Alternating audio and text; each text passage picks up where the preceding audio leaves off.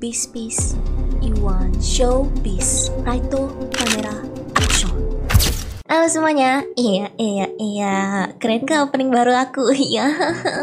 Peace, Iwan, show, peace, Raito, kamera, action. Ini konten baru aku guys, buat ceritain ulang alur cerita film-film, terutama film-film horor, creepy, dan yang disturbing gitu. Waktu itu inget gak sih aku sempet bahas urban legend yang bisa terjadi di dunia nyata? Kalau belum nonton, jangan lupa nonton dulu.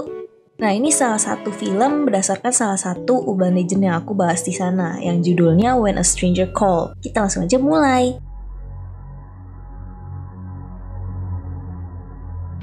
Pada awalnya terlihat ada seorang detektif yang sedang menangani kasus pembunuhan, yang terlihat jelas sepertinya kasusnya itu belum terpecahkan.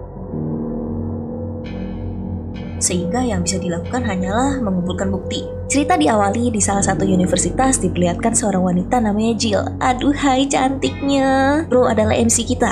Dia emang ceritanya lumayan atletis ya guys, ikut ekskul lari cepet gitu. Di sini terlihat dia punya 2 orang sahabat sepertinya, tapi kok dirobek ya fotonya. Nah, dia Bobby, pacara Jill yang ketahuan cipokan sama cewek lain. Dan lebih parahnya lagi, cewek itu merupakan salah satu temen Jill yang ada di foto tadi. Please sayang, aku bisa jelasin. Aku dicipok sama tuh cewek. Oh, lo yang biarin itu cewek cipok lu kan? Putus hubungan kita. Terus Jill ketemu sama temennya namanya Scarlett. Lagi ngobrol-ngobrol, tiba-tiba si pelakor yang cipokan nama Bobby muncul, namanya Tiffany. Tapi ya jelas situasinya jadi canggung.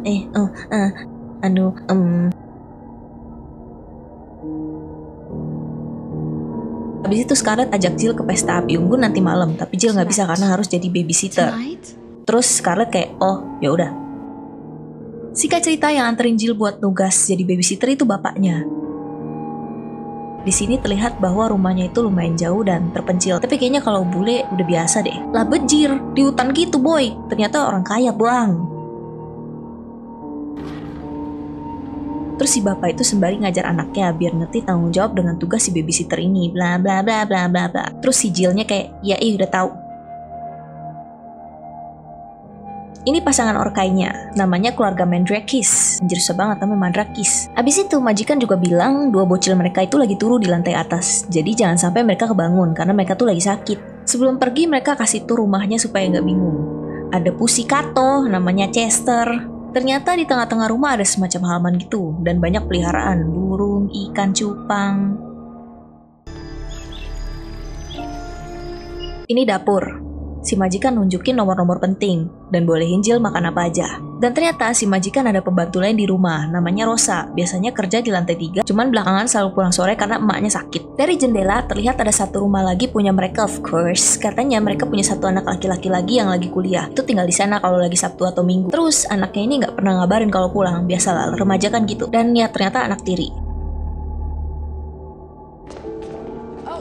Terus dikasih tahu kalau rumah ini ada alarm sistemnya. Terus juga dikasih code-nya ke Jill.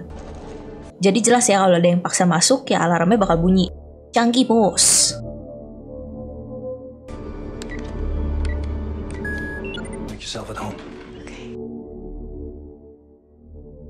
Jill nyantui sampai langit udah mau gelap.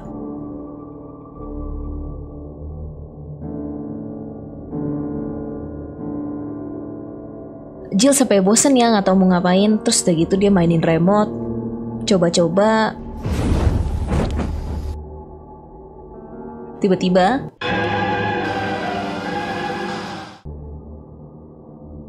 ya untung bocil-bocil nggak bangun ya. Nggak tahu mau ngapain, akhirnya Jill duduk sambil belajar. Abis itu kepikiran kayaknya asik deh kalau berpetualangan di dalam rumah Orkai ini. Berpetualang di dalam rumah besar milik Orkai. Mainin lampu. Nah, di sini kalian bisa lihat ya bahwa lampunya itu sensor gerak. Lampu yang akan nyala otomatis saat mendeteksi gerak dan akan mati beberapa saat kalau nggak ada yang gerakin lagi. Hia, pakai perhiasan, pakai kalung, gelang. Sampai tiba-tiba, hayo lu lagi mainin barang majikan lu. Jill akhirnya beresin semuanya dan buru-buru balik dan pura-pura duduk. Act normal. Jill pikir majikan pulang atau itu suara Rosa. Dr. Mandrakis? Rosa? Jadi dia coba cari Rosanya.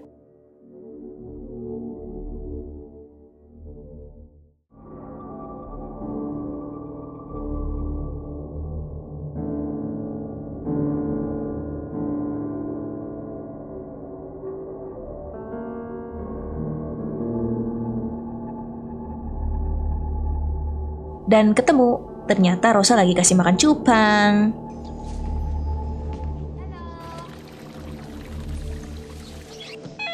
Jill balik, tiba-tiba ada telepon masuk. Pas Jill angkat, nggak ada suaranya. Jadi tutup lagi deh.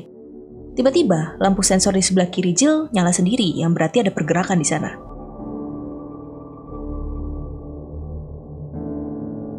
Pas dicek,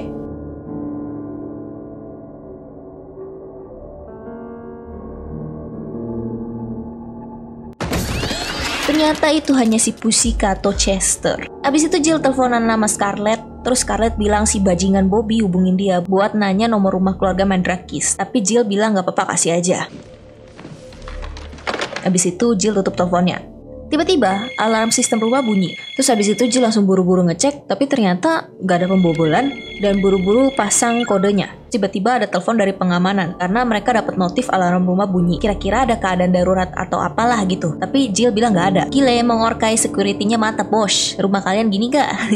Sambil petugas keamanan cross-check sama majikan, Jill sempat lihat ke atas. Kira-kira si bocil pada bangun gak? Sepertinya enggak ya. Aman-aman.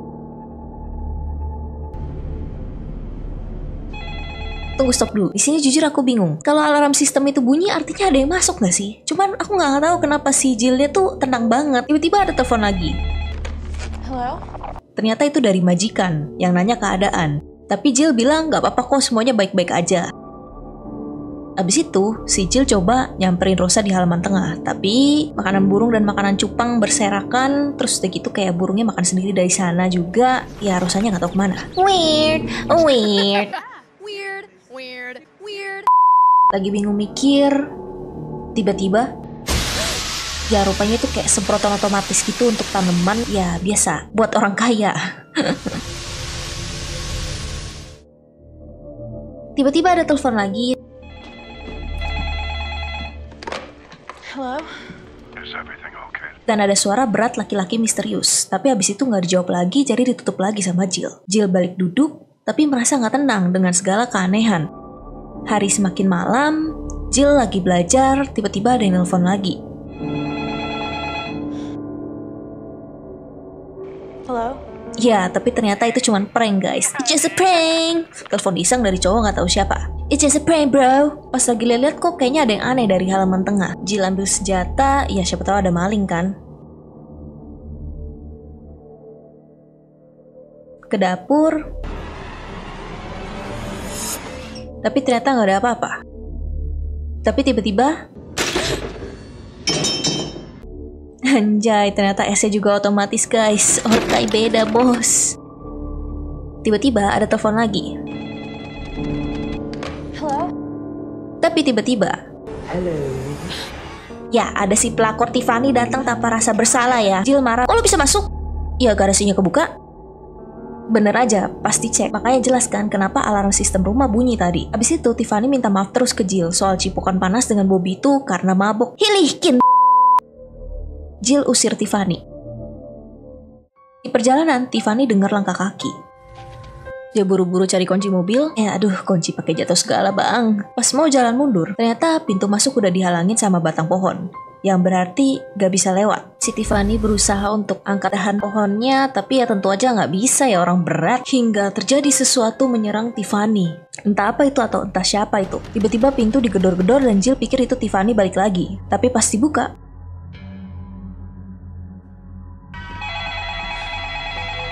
telepon bunyi lagi. Kali ini Bobby yang telepon, tapi kresek-kresek guys. Abis itu putus. Telepon bunyi lagi untuk kesekian kalinya. Abis itu si Jill itu ngambil telepon yang satu lagi yang bisa kelihatan namanya ya. Namanya Tiffany. I can see your name on caller ID. Tapi pas diangkat suaranya, terdengar suara laki-laki misterius gitu. Pas ditanya balik, dia malah nanya balik. Abis itu akhirnya telepon mati. Jill telepon Scarlett yang lagi asik di api unggun party. Sempet dia angkat ya, tapi lagi-lagi sinyalnya itu jelek. Jadi tulelu. Jill berusaha telepon bapaknya juga tapi nggak diangkat.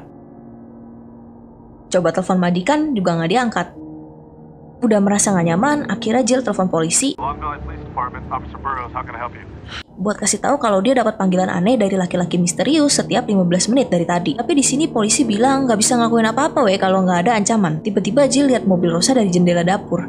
Ya ternyata Rosa belum pulang Merasa sedikit lega, ya akhirnya si Jill berusaha nyari Rosa. Jill panggil-panggil Rosa tapi nggak ada jawaban. Terus coba telepon Rosa, tapi dia bisa dengar suara teleponnya Rosa dari dalam rumah. Dia jalan buat track suaranya.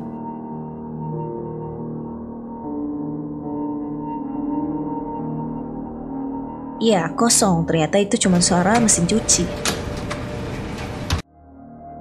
Abis itu di seberang dia ngeliat lampu sensor baru aja mati, yang artinya ada pergerakan di sana. Dia belum bisa samperin karena suara HP Rosa itu ada di arah yang berlawanan.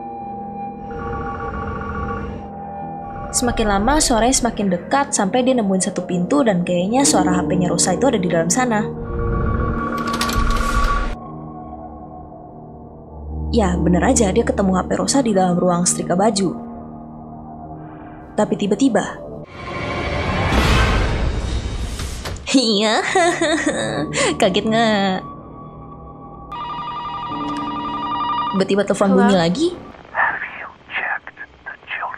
Artinya, kamu udah periksa anak-anak belum? Langsung dimatiin sama Jill. Tapi tetap ke atas buat ngecek.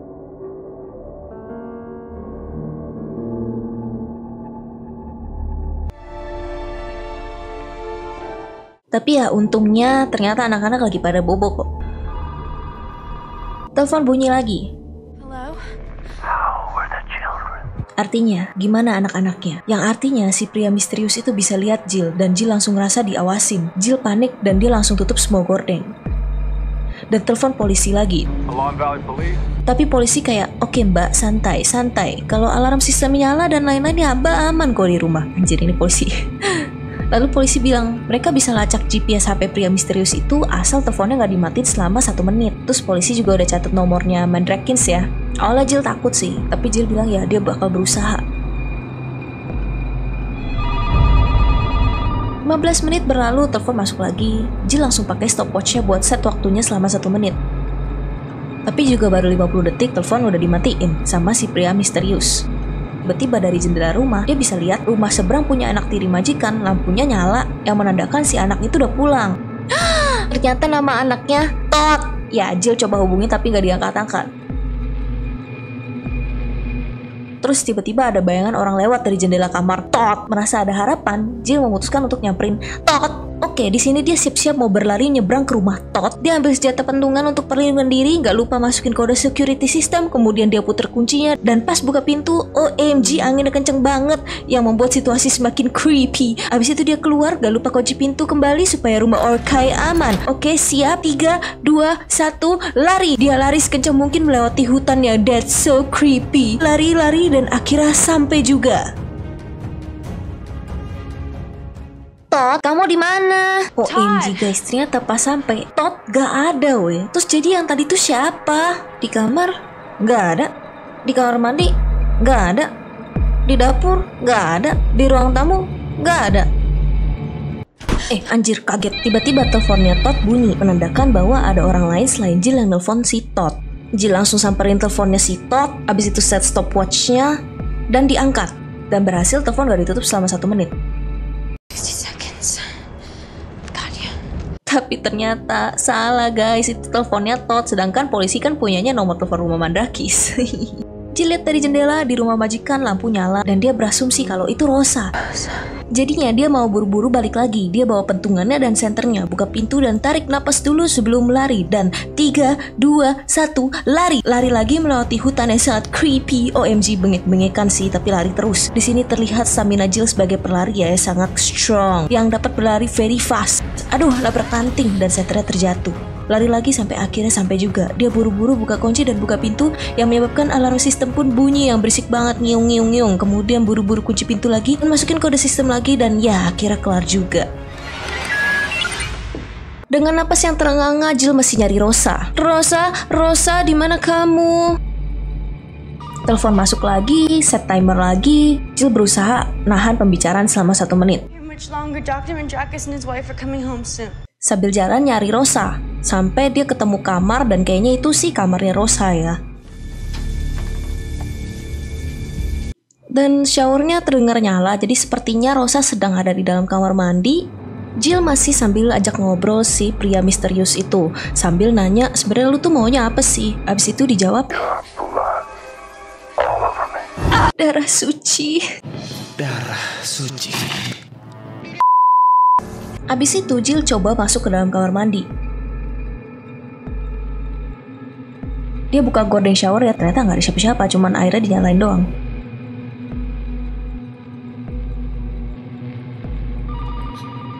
Telepon bunyi lagi. Tapi ternyata itu polisi yang bilang kalau telepon yang dilacak berasal dari dalam rumah dan Jill harus kabur dari sana. Tiba-tiba seperti mati lampu, ya sayang, seperti mati lampu. Tiba-tiba ada suara HP berdering dari belakang Jill. Pas balik badan, OMG, ternyata itu Tiffany yang udah dibun-bun guys. Jill lari dengan ketakutan dan lemes. Abis itu hati-hati dan gak lupa cek corner ya.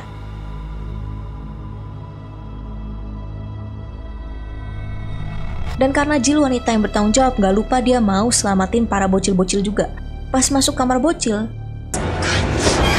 bocil udah gak ada di ranjang.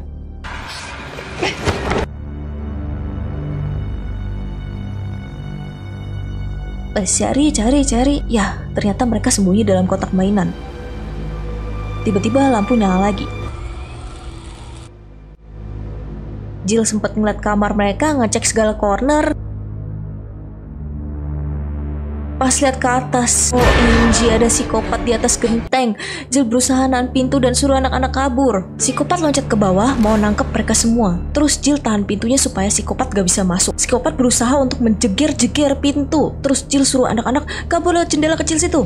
Sambil Jill masih bergelut dengan tangan psikopat, bocil untungnya pada pinter ya, bisa manjat pohon turun. Terus untungnya Jill juga udah berhasil keluar sebelum psikopatnya bisa masuk. Sebelum keluar dari taman tengah, mereka harus tahu dulu nih psikopat ke arah mana. Sambil terlihat lampu sensor yang terus nyala mati, yang semakin lama semakin mendekat ke arah mereka. Ternyata, anjing, Chester. Anjir, tapi tiba-tiba ternyata psikopat itu ada di belakang mereka. Terus abis itu si Jill pinter, dia nyalain timer air buat siram tanaman ala orang kaya. Biar gak kelihatan mereka nyumpet di mana. Terlihat psikopat yang hanya melewati mereka dari luar. Kuai. Jill nyumpet di air bawah kolong jembatan. Dari bawah jembatan bisa kelihatan kaki psikopat yang jalan mondar-mandir nyariin mereka. Pas si psikopat di atas jembatan, Jill masuk ke dalam air. Dan ternyata ada mayit Rosa yang sudah dibun-bun di dalam air guys. Jill teriak dan untung aja dia teriaknya di dalam air ya, makanya gak kedengeran, oh my god. Abis itu Jill suruh bocil diem-diem kabur.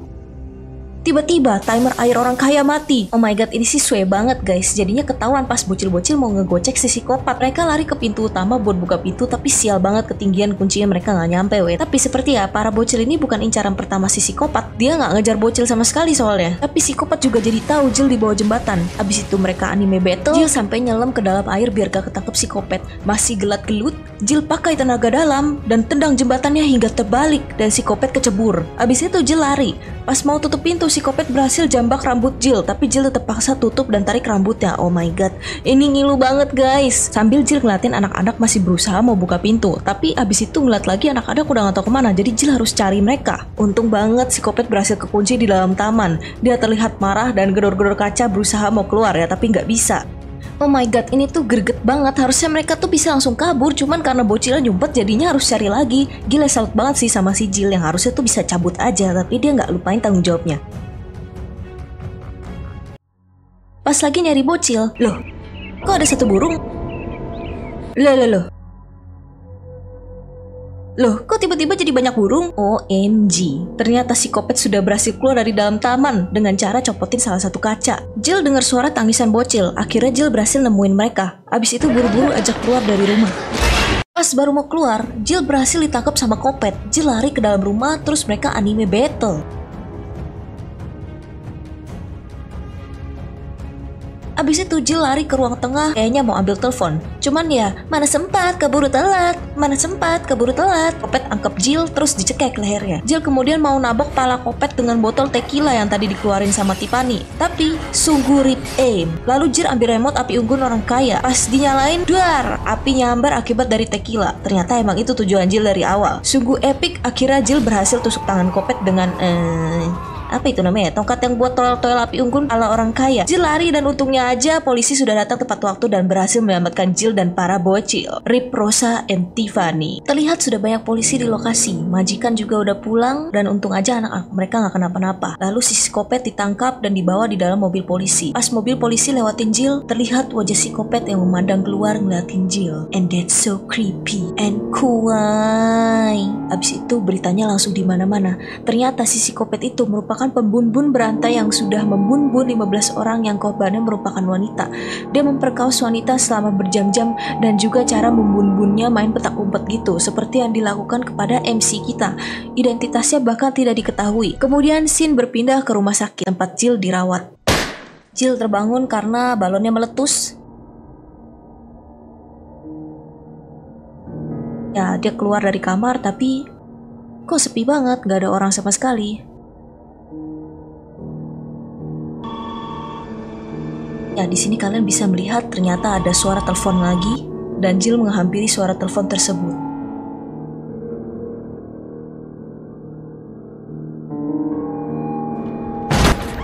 Tapi ternyata itu hanya mimpi dan ya Jill jadi trauma dengan semuanya ya guys.